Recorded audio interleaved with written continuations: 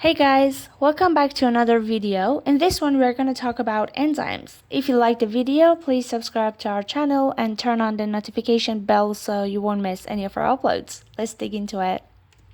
So, what are enzymes? Enzymes are substances and they are in the living organisms and they act as a catalyst. What it means? It means it can change the rate and the speed of the chemical reactions in the body.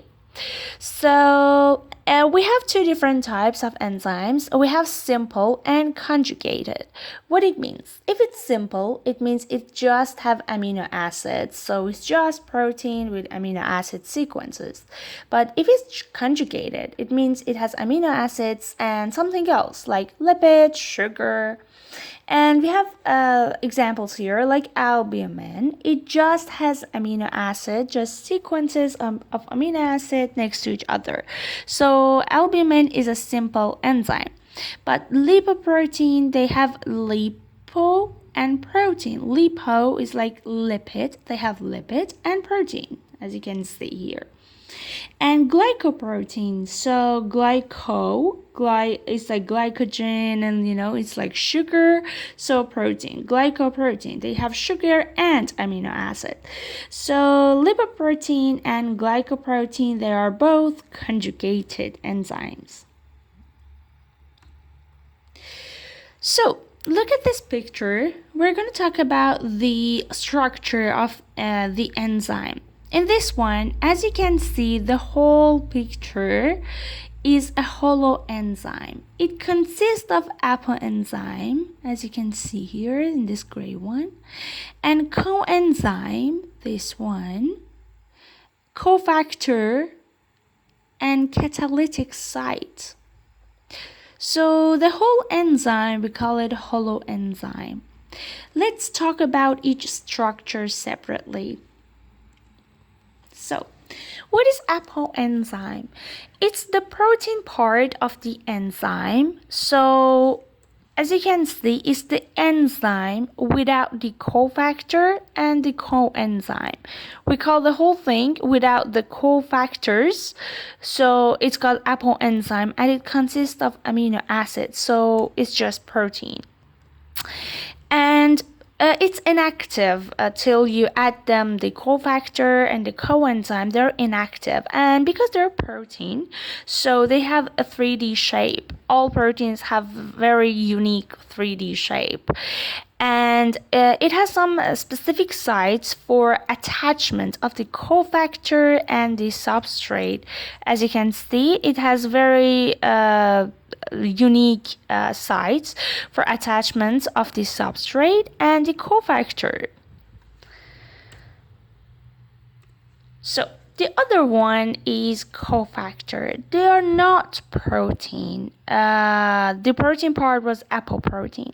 So cofactors are the substances that are not protein, and they can be metallic ions as well.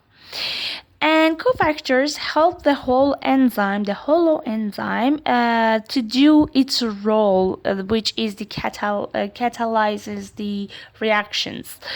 So they call it helper molecules as well. We have two types of cofactors. We can have inorganic ions. We have an example here. Or you can have complex organic molecules.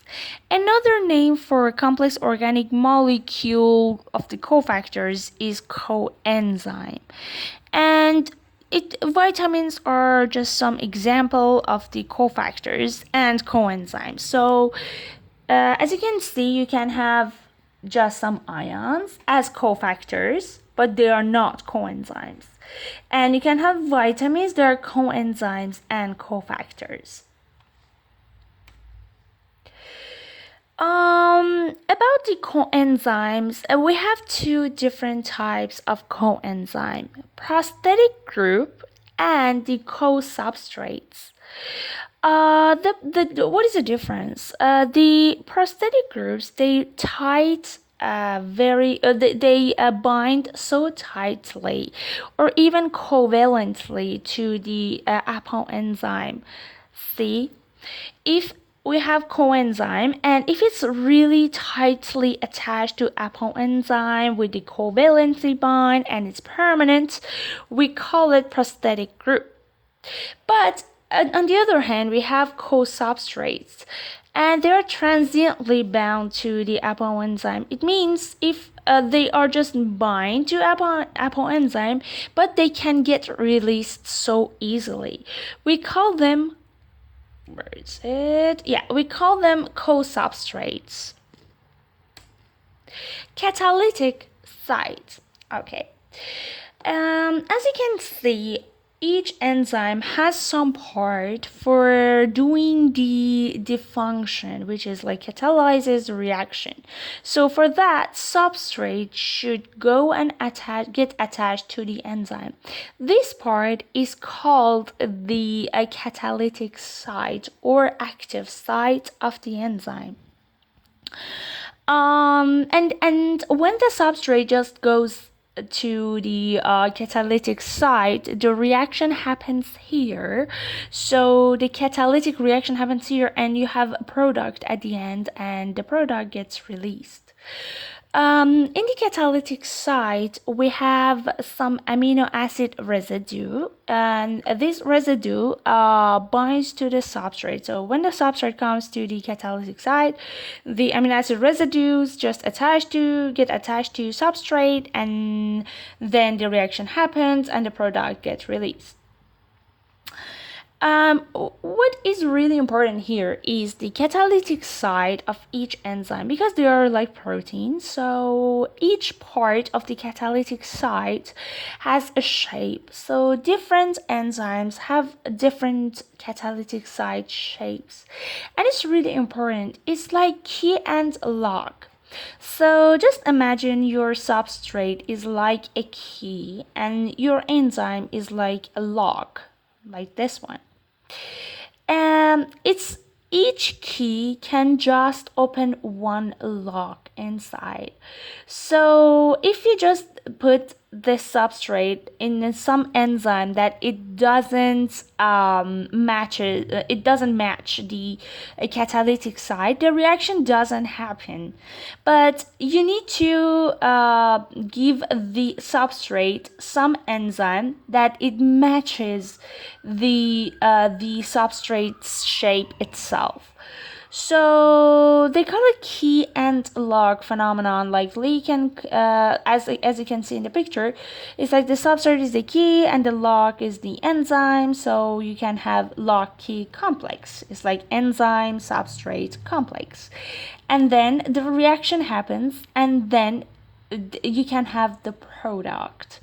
So for each reaction on substrate, so you need some specific enzyme. And what is really important is like different temperatures and different pH can change the shape of the protein, and enzyme is a kind of protein as well.